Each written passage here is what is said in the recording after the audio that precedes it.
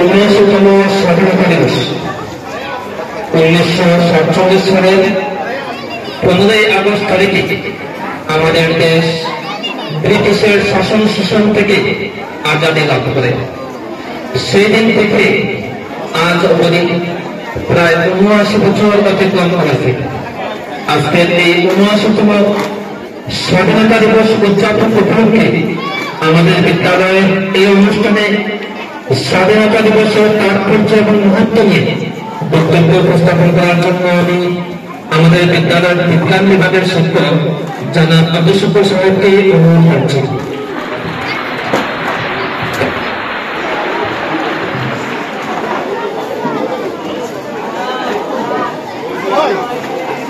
ভারতবর্ষের 79তম স্বাধীনতা দিবস উদযাপনের অঙ্গ হিসেবে আমাদের বিদ্যালয় প্রাঙ্গণে ভারতের জাতীয় পতাকা উত্তোলন শেষে এই সংক্ষিপ্ত সভায় উপস্থিত আমাদের বিদ্যালয়ের সম্পাদক শ্রদ্ধেয় ইখলাস আহমেদ মহোদয়, উপস্থিত বিদ্যালয়ের প্রধান শিক্ষক, অন্যান্য শিক্ষক শিক্ষিকা মন্ডলীগণ, উপস্থিত আমাদের বিদ্যালয়ের সকল শ্রেণীর প্রাণপ্রিয় ছাত্রছাত্রীরা, সবাইকে আজকের এই মহৎ দিনে আমি আমার ব্যক্তিগত তরফে শুভেচ্ছা, ভালোবাসা এবং অভিনন্দন জানাচ্ছি। আজকের দিন আমরা ভারতবাসীদের কাছে যেমন আনন্দ উল্লাসের দিন, ঠিক তেমনি আজকের এই দিনের পিছনে রয়েছে দীর্ঘ 200 বৎসরের দুঃখ ভরা কাহিনী।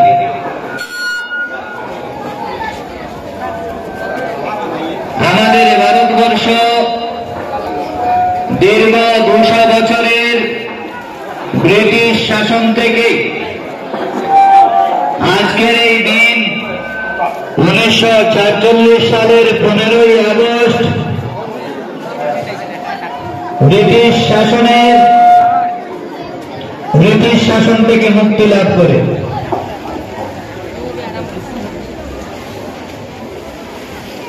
1428 খ্রিস্টাব্দে ইউরোপীয় নাবিক ভাস্কো দা গামা সমুদ্রপথে ভারত ভূখণ্ড আবিষ্কার করেছিলেন। তারপর থেকে তার দেখানো পথ ধরে শত শত বণিক ব্যবসায়ীরা এই ভারতবর্ষে এসেছে ব্যবসা করার উদ্দেশ্যে। ওলন্দাজ, পর্তুগিজ, রাশিয়ান, বিভিন্ন বিদেশি বণিকেরা আমাদের ভারতবর্ষে এসেছে এবং ভারতবর্ষে ব্যবসা বাণিজ্য করেছে। ব্রিটিশ বণিকেরা ভারতবর্ষে এসেছিল মূলত ব্যবসার উদ্দেশ্যে, কিন্তু কে জানতো তাদের এই ব্যবসা দণ্ডের, তাদের এই বণিক দণ্ডের পশ্চাতে তাদের রাজদণ্ডের অভিসন্ধি লুকিয়ে রয়েছে। 1857 সালে পলাশীর প্রান্তরে নবাব সিরাজউদ্দৌলা এবং রবার্ট ক্লাইভের মধ্যে যুদ্ধ সংঘটিত হয়। সেই পলাশীর যুদ্ধে নবাব সিরাজউদ্দৌলার পতনটাই ভারতবর্ষের স্বাধীনতার সূর্যকে প্রথম অস্তমিত করে। ভারতবাসীরা নিমজ্জিত হয় ইংরেজের গোলামিতে। টানা 200 বৎসর ইংরেজ এই দেশের মানুষের উপর অকথ্য অত্যাচার সংগঠিত করে। ভারতবর্ষ শস্য শ্যামলা দেশ, ধনধান্যে পুষ্পে ভরা এই দেশের সমস্ত প্রাকৃতিক সম্পদ তারা লুটে ফুটে নিয়ে যায় তাদের দেশ। ভারতবর্ষ আস্তে আস্তে কাঙ্গালের দেশে পরিণত হতে থাকে। ভারতবর্ষের দিকে দিকে মানুষ অনাহারে অর্ধাহারে মৃত্যু পতিত হতে থাকে। কিন্তু কথায় আছে, মানুষ দীর্ঘদিন অন্যায় অত্যাচার সহ্য করে না, ঠিক তেমনি ভারতবাসীরা পারেনি ইংরেজের এই অত্যাচার সহ্য করতে। তারা মুক্তিপণ নেয়, তারা সিদ্ধান্ত নেয় আমরা ভারতীয়দের জীবনের বিনিময়েও হলেও এই ভারতবর্ষ থেকে ব্রিটিশদেরকে আমরা তাড়াবই,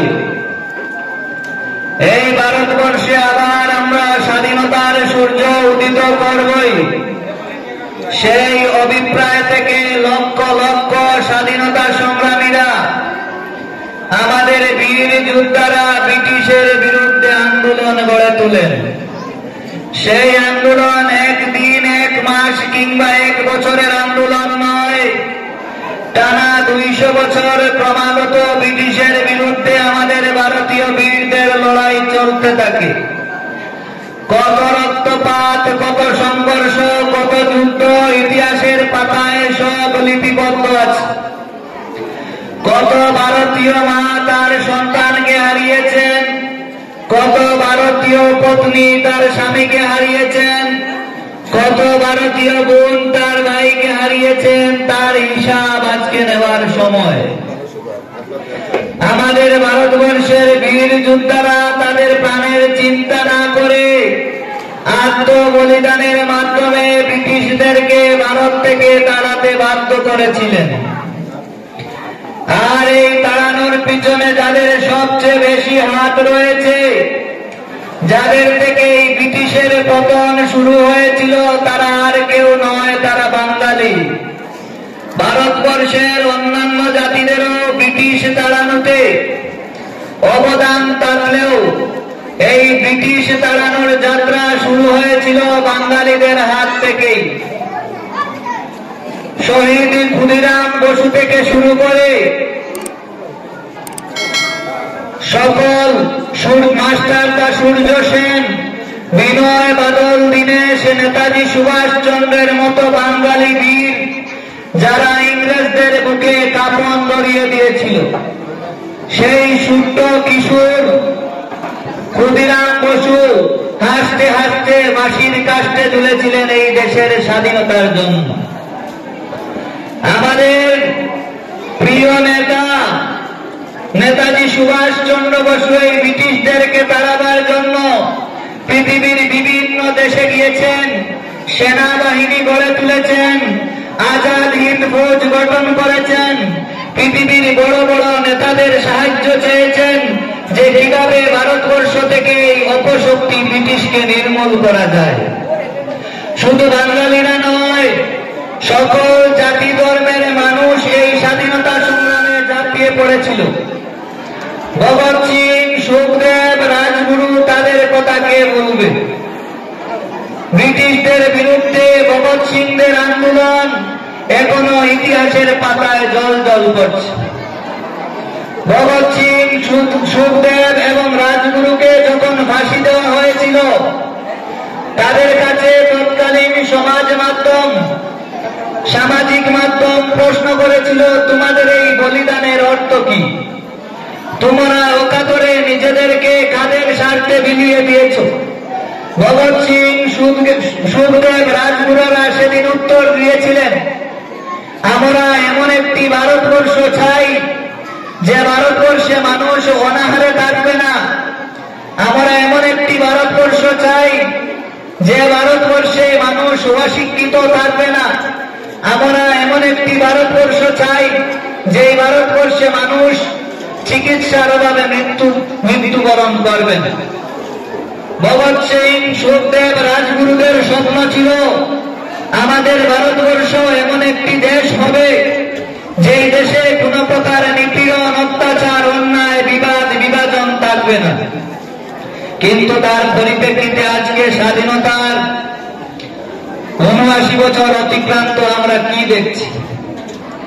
যারা আমাদের ভারতবর্ষকে স্বাধীন করতে নিজেদের প্রাণ বিলিয়ে দিয়েছিল, তাদেরকে আজকে মানুষ স্মরণ করছেন।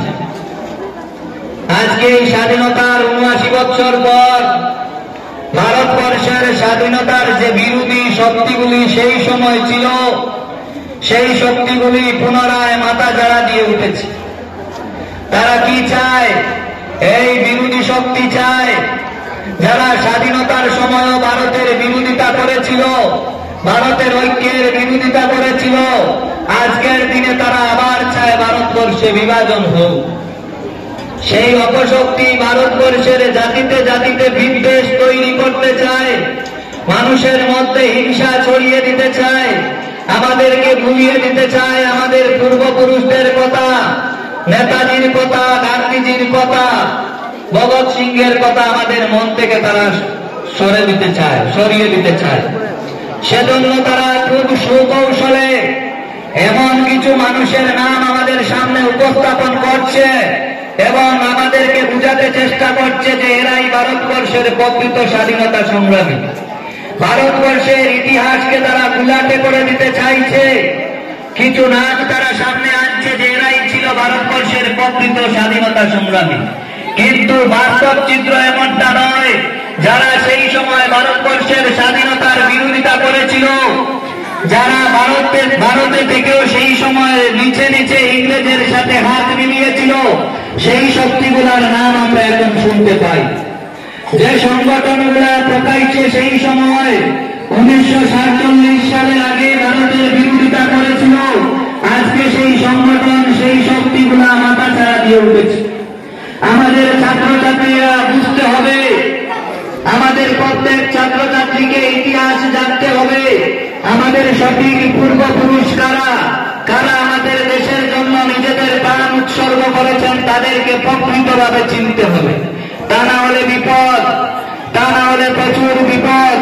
এই ভারতবর্ষ অখণ্ড ভূমি, এই ভারতবর্ষের উপর নানানভাবে আঘাত আনা হচ্ছে, মানুষের মধ্যে বিভাজন তৈরি করা হচ্ছে, আমাদের সেই দিকে লক্ষ্য রাখতে হবে। এটা সত্যি যে ভারতবর্ষ স্বাধীন হয়েছে, ৭৯ বছর অতিক্রান্ত, আমরা কিন্তু পূর্ণ স্বাধীনতার স্বাদ আমরা পাইনি। আমরা ঠিক আছে নামমাত্র স্বাধীন হয়েছি, ব্রিটিশের হাত থেকে আমাদের স্বশাসন এসেছে, কিন্তু আজকেও ভারতবর্ষের মানুষ অর্থনৈতিক স্বাধীনতা, শিক্ষার স্বাধীনতা, খাদ্য, বস্ত্র, অন্ন, বাসস্থানের স্বাধীনতা এখনো পায়নি। এখনো ভারতবর্ষের অনেক রাজ্য, অনেক এলাকা আছে, যে সকল এলাকায় শিক্ষার আলো এখনো পৌঁছতে পারেনি। এই শিক্ষা এমন একটা বস্তু, শিক্ষার প্রসঙ্গে আমি বলতে চাই, একজন বিপ্লবী বলেছেন, তোমরা যদি বিপ্লব করতে চাও তাহলে বিপ্লবের প্রথম শর্ত তোমরা শিক্ষিত হও। শিক্ষিত হওয়া ছাড়া বিপ্লব কিংবা পরিবর্তন সম্ভব নয়। আজকে এই স্বাধীনতা দিবসে আমাদেরকে অঙ্গীকারবদ্ধ হতে হবে, আমাদেরকে প্রতিজ্ঞাবদ্ধ হতে হবে। এই ভারতবর্ষকে যদি আমরা ভালোবাসি, আমরা যদি এই ভারতবর্ষের প্রতি আমাদের দেশপ্রেম থাকে, তবে আমাদেরকে প্রত্যেকেই শিক্ষিত হতে হবে। অশিক্ষিত আমরা মানুষের দল চাই না, আমরা চাই এই ভারতবর্ষ শিক্ষিত ভারতবর্ষ হোক। কিন্তু এই ভারতবর্ষে যারা নেতৃস্থানীয় রয়েছে তারা সেটা চাইবে না। কোন রাজনৈতিক দলের নেতা মন্ত্রীরা চাইবে না দেশের নাগরিকরা শিক্ষিত হোক। যদি দেশের নাগরিকরা শিক্ষিত হয় তবে তাদের পিছনে লাইন দিয়ে মানুষ থাকবে না, তাদের কথা শিক্ষিত মানুষ শুনবে না, তাদেরকে প্রশ্ন করে বসবে। সেজন্য রাজনৈতিক নেতারা চাইবে যাতে একটা পঙ্গু অশিক্ষিত সমাজ তৈরি করা যায়। সেই জায়গার মধ্যে আমরা যারা শিক্ষিত সমাজ রয়েছি, শিক্ষার কাজে ব্রতী রয়েছি, আমরা প্রায়শই ছাত্রদেরকে বলি শিক্ষা ছাড়া বাঁচার আর কোন রাস্তা নেই। বাঁচার একমাত্র রাস্তাই হচ্ছে শিক্ষা। যদি তোমার দেশপ্রেম থেকে থাকে, যদি তুমি এই দেশকে ভালোবাসো, তবে শুধু 15ই আগস্ট কিংবা 26শে জানুয়ারির দিন এই দেশপ্রেম দেখালে চলবে না। তোমার কর্তব্য হচ্ছে, তুমি যদি একজন ছাত্রছাত্রী হও তবে তোমার শিক্ষাকে যদি তুমি সঠিক মতো চালিয়ে যাও, এটাও তোমার দেশপ্রেমের অঙ্গ। ব্রিটিশরা ভারতবর্ষকে 200 বছর শাসন করতে পেরেছে, তার পশ্চাতে প্রধান যে কারণটা, সেই সময় প্রত্যেকটা ভারতবাসী অশিক্ষিত ছিল, তাদের মধ্যে শিক্ষার আলো ছিল না। যখন পত্রিকা কিংবা খবরের কাগজের মাধ্যমে স্বাধীনতার বক্তব্যগুলা ছড়িয়ে দেওয়া মানুষের কাছে সেই বার্তাগুলা পৌঁছত না। মানুষ সহজে ব্রিটিশের বিরুদ্ধে ঐক্যবদ্ধ হতে পারত না। তখন কিয়দংশ যে সকল দেশপ্রেমীরা শিক্ষিতরা ছিলেন, তারা অনেক কষ্ট করে এই ভারতবর্ষের মানুষদেরকে সংগঠিত করেছেন এবং ব্রিটিশদেরকে এই ভারতবর্ষ থেকে তাড়ানোর ব্যবস্থা করেছেন। আজকের দিনে আমাদের জাতির পিতা মহাত্মা গান্ধীকে আমরা স্মরণ করতে চাই, যে মহাত্মা গান্ধী খালি পায়ে খালি গায়ে ইংরেজের বুকে কাফন ধরিয়ে দিয়েছেন। ভারতবর্ষে মহাত্মা গান্ধীর মতো নেতা, ভারতবর্ষে নেতাজি সুভাষ চন্দ্রের মতো নেতা আর আসবেন না। তাদেরকে আজকের এই দিনে আমরা সশব্দ চিত্তে স্মরণ করছি। তার পাশাপাশি আমাদের ভারতবর্ষকে ভারতবর্ষের স্বাধীনতা অর্জন করতে যে সকল নাম জানা অজানা বীর যোদ্ধারা নিজেদের প্রাণ বিসর্জন দিয়েছেন, যে সকল ভাইয়েরা তাদের রক্ত দিয়েছেন, যে সকল বোনেরা তাদের স্বামীকে হারিয়েছেন, আজকের এই দিন তাদের প্রতি শ্রদ্ধা জানানো। কত স্বাধীনতা সংগ্রামী সকলের নাম বলা এই অনুষ্ঠানের মধ্যে সম্ভব। সকল স্বাধীনতা সংগ্রামীর চরণে বিনম্র শ্রদ্ধা, অভিনন্দন, ভালোবাসা জানিয়ে আমার এই সংক্ষিপ্ত আলোচনা এখানে শেষ করছি। সবাইকে ধন্যবাদ।